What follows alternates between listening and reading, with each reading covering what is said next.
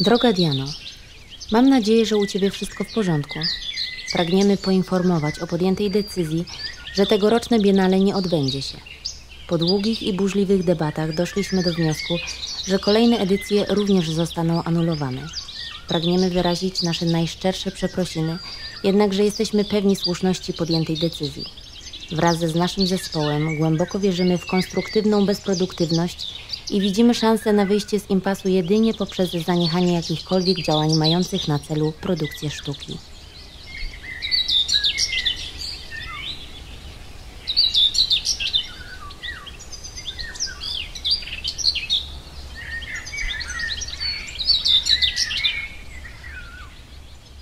Hej Diana, pytasz, jak radzi sobie nasza instytucja z efektami niedawno ratyfikowanego traktatu o zapobieganiu skutkom globalnej suszy.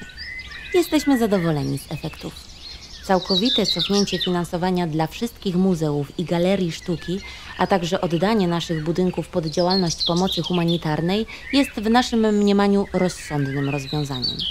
Nasz zespół solidaryzuje się z ofiarami suszy, a budynki mogą zapewnić schronienie dla całkiem dużej ilości pozbawionych środków do życia osób. Ogrody wokół muzeum zamieniamy na grządki. Sukcesywnie sadzimy warzywa, zioła i owoce. Część ekipy pojechała pracować przy renaturalizacji rzek i likwidacji rowów melioracyjnych.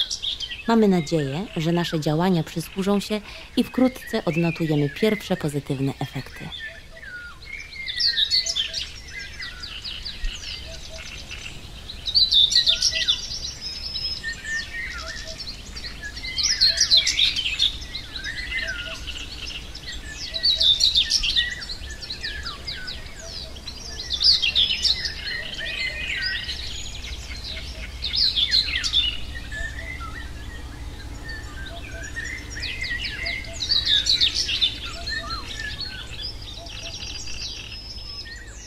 Droga Diano, bardzo przepraszam za brak kontaktu.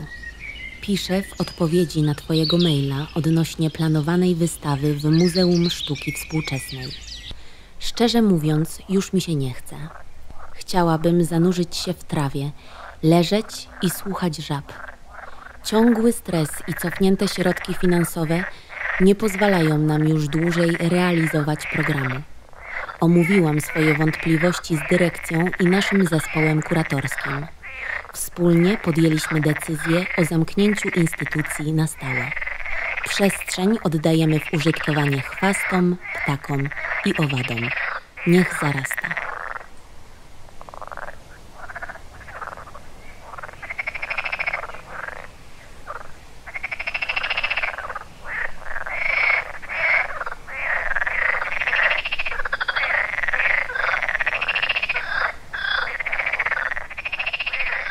Hej Diana, wiesz, może to zabrzmi zaskakująco, ale moim zdaniem być może dobrze się stało, że te reżimowe instytucje są już dla nas całkowicie niedostępne.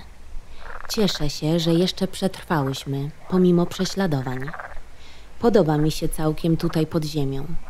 Czuję, jak powoli moje ciało zrasta się z korzonkami i łączy się z grzybnią. Odbieram sygnały za ich pośrednictwem od ciał moich sąsiadów zakopanych nieopodal. Poprawdzie trochę mnie nudzą ich nieustające dyskusje. Uwierzysz, że nadal dyskutują na temat sprawczości sztuki? Wolę, jak jest tak cicho i spokojnie jak w tej chwili. Czasami wychodzę na powierzchnię. Okolica jest taka piękna i nadal wilgotna. To chyba ostatnie nieosuszone mokradła w tym kraju.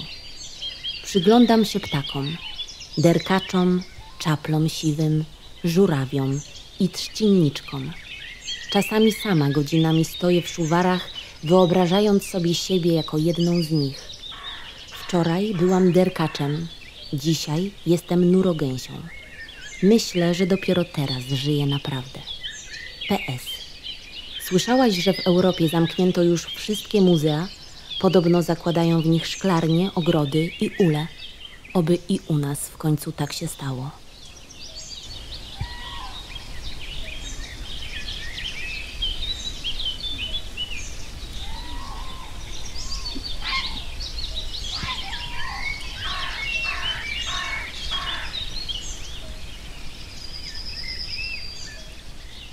Szanowni Państwo, dziękujemy za troskę i Państwa pytania, czy przetrwaliśmy po decyzji o zamknięciu na stałe wszystkich instytucji sztuki w kraju. Paradoksalnie, życie stało się prostsze bez ciągłego pilnowania terminów, starania się o granty i tego całego stresu, czy uda się połączyć jakoś koniec z końcem. Żyjemy bardzo skromnie, mamy w tym wprawę. Uprawiamy warzywa, zbieramy podziemne kłącza i bulwy. Starcza nam roślin, aby się wyżywić na tyle, żeby nie cierpieć głodu. Budynek muzeum obrasta w coraz to nowe rośliny. Drzewa, już teraz wieloletnie, przebijają powoli dach. Mchy dobrze czują się w dawnych salach wystawienniczych. Do biura księgowości wprowadziło się niedawno stado kormoranów. W piwnicy azyl znalazły ryjówki i polne myszy.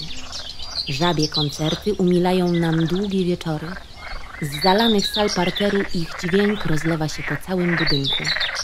Odzyskujemy spokój, którego właściwie nie znaliśmy wcześniej. To całkiem miłe uczucie nie musieć być już uwikłanym w żaden dyskurs. Myślę, że teraz faktycznie możemy zacząć budować wspólnotę, o której tyle przez lata rozmawialiśmy. Koleżanki z działu edukacji postanowiły dołączyć do stada wilków.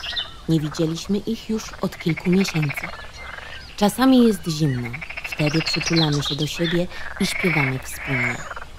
Tylko jeden z kuratorów nie może przestać interpretować wszystkich naszych obecnych działań jako formy praktyk postartystycznych. Nie umiemy przekonać go, że to, co robimy, to tylko próba przetrwania. To właśnie jako swoją główną strategię przyjęła inna kuratorka. Trwanie w najprostszej formie wzięła sobie za cel sam w sobie. Zanurzona w mchu czeka na zarośnięcie.